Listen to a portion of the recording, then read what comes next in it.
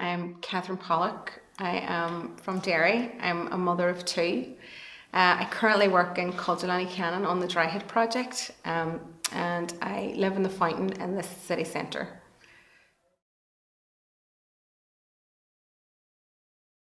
I always find that when someone asks you about your cultural identity, it's a loaded question, especially living here.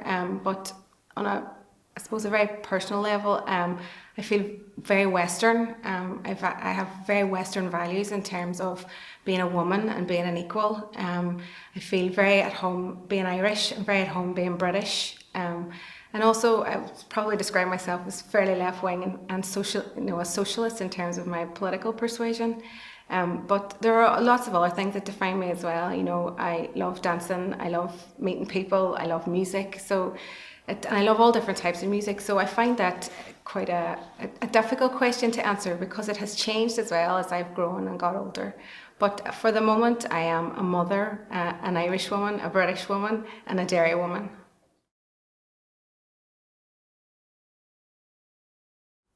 I guess I would be perceived as culturally Protestant or Unionist. I come from a fairly traditional Unionist family.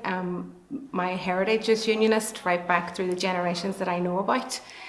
We have very Ulster Scots names in my family. And when I was growing up, I went to a state primary school that was all Protestant, and then to a grammar school that was a little bit mixed, but mostly Protestant. So I guess if someone was talking about me or I had to tick a box in the census, then I would say I'm culturally Protestant/Unionist.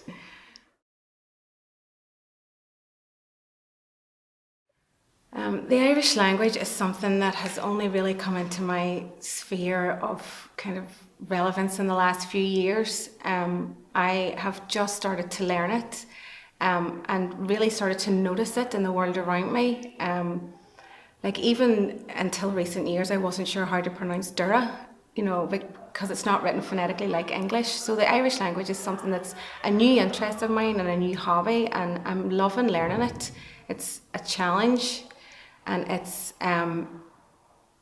difficult in your 30s to pick up something like that. But yeah, it's certainly something too that makes me feel quite connected to the place I am, because the more I know about it, the more I see it around me, the more I hear it in my own speech. I can see it on street signs and on place names. And then you start to realise that actually it's very much part of your identity and part of the place that you're from. So yeah, I've been loving discovering about the Irish language and learning how it sort of impacts on today and is everywhere around us.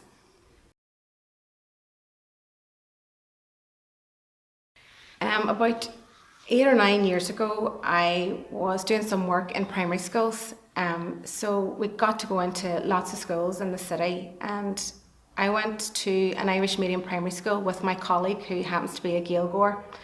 And it was my first experience of an Irish medium immersive education. So I knew that the school existed. I knew that Irish was a theme within that school, but I had no clue about how they actually taught Irish or what immersive education meant. And I went in and delivered an environmental presentation to a group of 8 and 9-year-olds, and I was absolutely blown away by the whole educational environment they were in and by those children.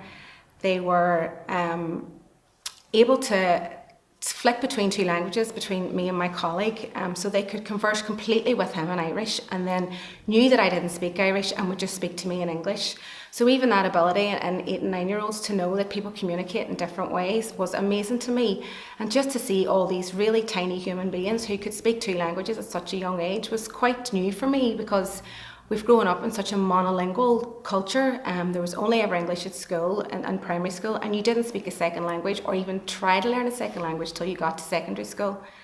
So when my son Rowan was born, the minute he was born, I knew that was the school I wanted to send him to. It was always my favourite school out of all the primary schools that we went into. The young people were engaged and they were confident, and the whole environment was about them and about their individual personalities and about whether they were good at sports or music or culture, and they just had this ability to engage with each other and with adults in a way I'd not seen before in a school. So I knew instantly when Rowan was born that I wanted him to go to this Irish medium primary school. And I also knew the battle that was going to be within my own family circle.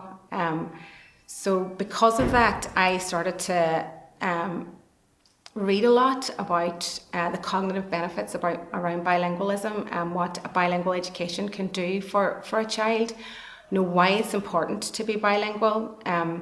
So that whenever my family started to challenge me on why I was sending my son to this Irish medium primary school, I was prepared with all the arguments and all the responses to any anecdotal evidence they could give me about why I shouldn't be sending him to an Irish medium school, or any sort of prejudice or sectarian reasons that they might give me as to why he shouldn't go to an Irish medium school. And once I started reading about all those cognitive benefits, it actually convinced me even more. I had seen it with my own eyes, and I had quite an emotive relationship with the school because I was instantly amazed by it. But then the very sort of practical and rational reasons that I was reading about why it's beneficial to give a child an opportunity to learn a second language at such a young age just totally convinced me that this is what I wanted to do.